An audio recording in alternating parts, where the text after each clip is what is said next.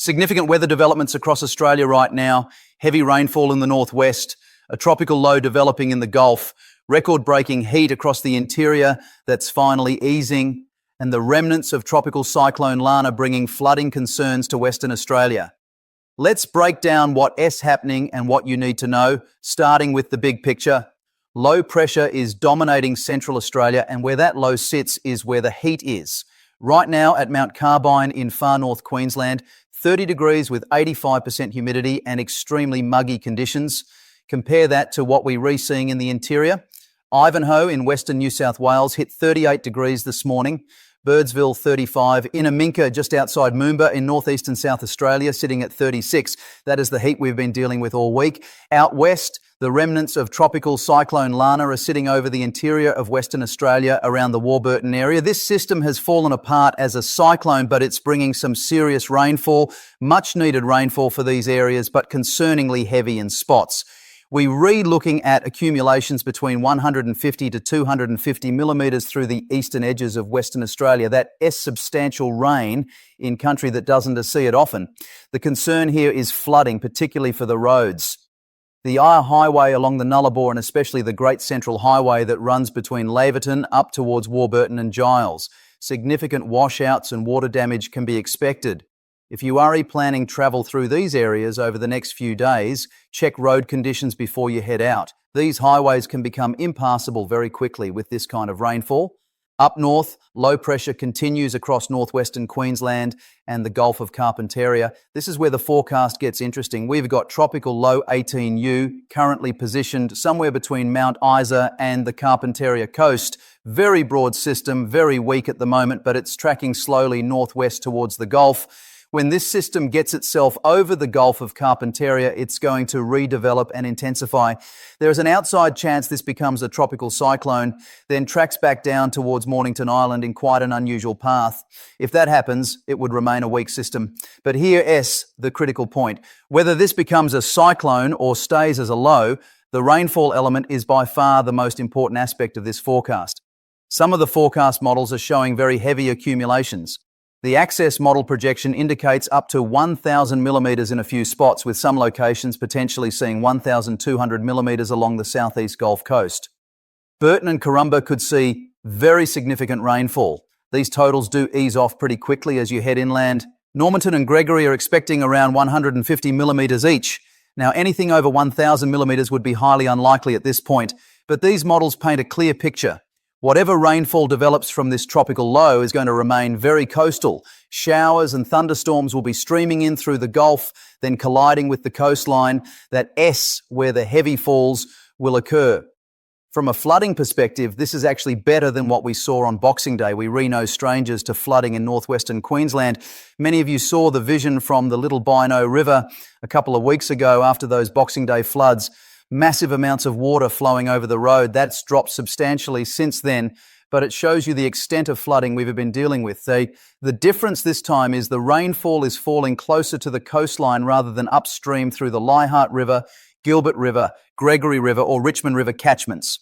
That means the water will flow back out into the Gulf of Carpentaria much more quickly. Flooding is still likely, but it's going to be more coastal based rather than the inland river flooding we saw in early January. Accumulations between 200 and 500 millimetres are totally within the realm of possibilities right now. Flash flooding is definitely a concern, particularly for coastal communities, but the risk is reduced compared to what we experienced on Boxing Day and the days that followed.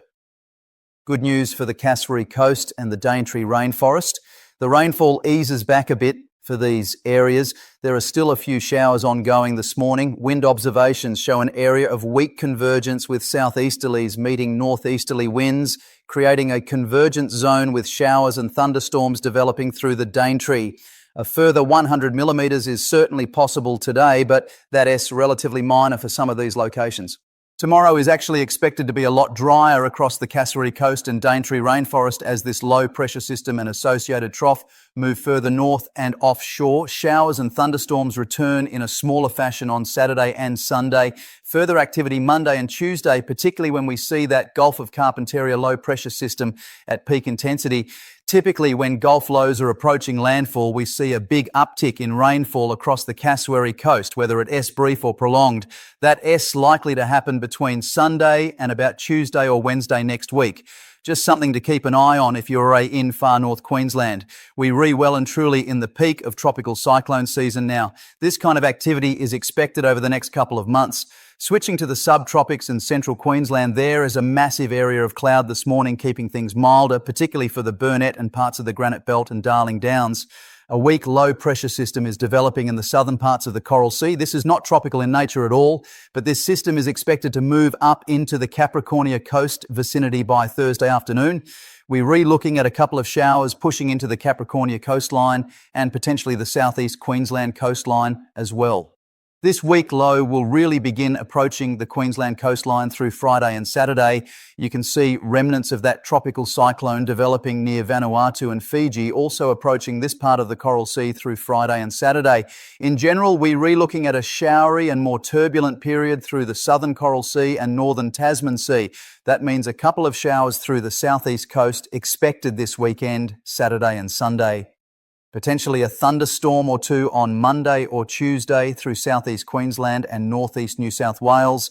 The conditions aren't particularly favourable for severe thunderstorm development. Very low instability. So severe activity is not really expected, but a couple of isolated thunderstorms associated with showers cannot be ruled out as we head into Saturday, Sunday, Monday and Tuesday. More severe thunderstorm potential lies out towards central and western Queensland and through parts of central New South Wales.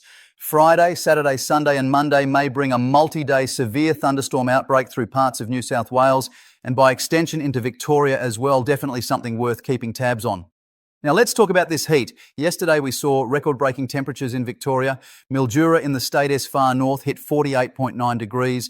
Renmark in South Australia reached 49.6. Tickling on 50 degrees Celsius, extremely hot, ludicrously hot, and as predicted, record-breaking for Victoria. This heat is hanging around. Today is going to be hot, but more so in those traditionally hotter locations. Nothing really out of the ordinary for this time of year, except for the duration of this heat wave. Tomorrow gets even hotter for South Australia, particularly around Lake Eyre and Lake Torrens. Heat continuing to build into the Eyre Peninsula and down to Ceduna and Streaky Bay through Friday. Northern Victoria will see heat return on Friday as well after southerly changes push it further north today and tomorrow. But here, the good news. Saturday and Sunday, this heat eases off. A big southerly change comes through, pushing this heat out of New South Wales into southern Queensland. Sunday is going to be the end of this heat wave. In fact, we may see temperatures drop into single digits on Saturday and Sunday in parts of Victoria.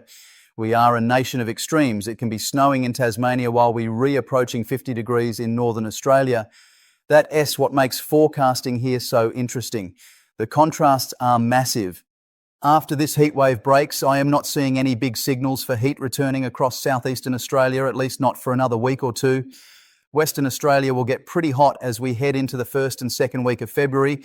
That's pretty typical as school returns. But for the southeast, we definitely need a reprieve from this heat, and it looks like we're getting it. Quick update on the Coral Sea before we wrap up. There's a tropical low out in the Solomon Sea. This broad area of low pressure is tagged as Invest 94P. This is actually closer to becoming a tropical cyclone than expected. Not seeing significant wind observations around the centre yet, but this is going to be a very typical South Pacific system. Well offshore from Australia, of course, no threat to us whatsoever. But as this system drags itself further south, it's going to struggle to intensify while blowing up massive convection. Very heavy precipitation expected around its centre. These South Pacific systems develop crazy tall convection, massive thunderclouds. They look like they've got a mohawk when you see them on satellite imagery. This system tracks down towards the south, then eventually southwest. No threat to Australia or our territories. Maybe a few showers for Norfolk Island, but nothing concerning. Our long-range signal for the Coral Sea remains as we head into mid-February. Definitely something to keep watching. So let us summarise what you need to know. Northwestern Queensland and the Gulf of Carpentaria are looking at heavy rainfall over the next week. Coastal areas particularly at risk, with totals potentially reaching 200 to 500 millimetres. Flooding likely, but more coastal based than what we saw on Boxing Day. If you are in Burton, Karumba or along the southeast Gulf Coast, be prepared for significant rainfall and potential flash flooding.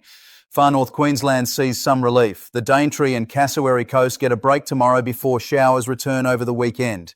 Heavier falls possible early next week as that Gulf system intensifies. Southeast Queensland and northeast New South Wales can expect scattered showers this weekend with isolated thunderstorms possible Monday and Tuesday. Nothing severe expected, but keep an eye on the forecast. Central and Western Queensland, along with central New South Wales, watch for potential severe thunderstorms Friday through Monday. Conditions are more favourable for storm development in these areas. The heatwave across the interior finally breaks this weekend.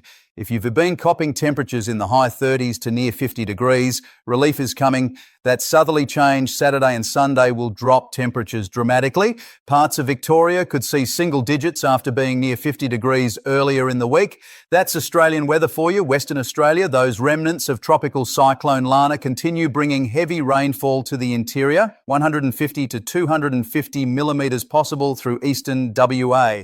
Road flooding is a serious concern, particularly the Eyre Highway and Great Central Highway. Check conditions before travelling. For those in South Australia, particularly around Lake Eyre and the Eyre Peninsula, tomorrow and Friday are going to be hot. Probably the peak of this heat wave for your area before that southerly change brings relief over the weekend. If you are in fire-prone areas, check the fire danger rating. These extreme temperatures combined with any wind create dangerous conditions. Total fire bans will likely be in place across several districts. Know your bushfire plan. If you are going to leave early. For the elderly or those with health conditions, these temperature swings are tough on the body. We've gone from near 50 degrees to potentially single digits in a matter of days. Stay hydrated, check on your mates and neighbours, and take it easy during the extreme heat. Livestock owners in the interior, make sure your animals have access to shade and plenty of water. This heat is brutal for stock. The temperature drop over the weekend will be welcome, but sudden changes can stress animals too. The tropics are active right now. We're in the peak of cyclone season. Whether that Gulf low becomes a cyclone or not, the impacts are real. Heavy rainfall, flooding and disruption to travel and services across northern Australia. Stay informed, monitor the Bureau of Meteorology warnings and have your preparations in place. This is significant weather across multiple parts of the country. From record heat to flooding rain to tropical development, we're re-seeing it all. That January in Australia. Extreme, varied and constantly changing. Stay safe, stay informed and look after each other.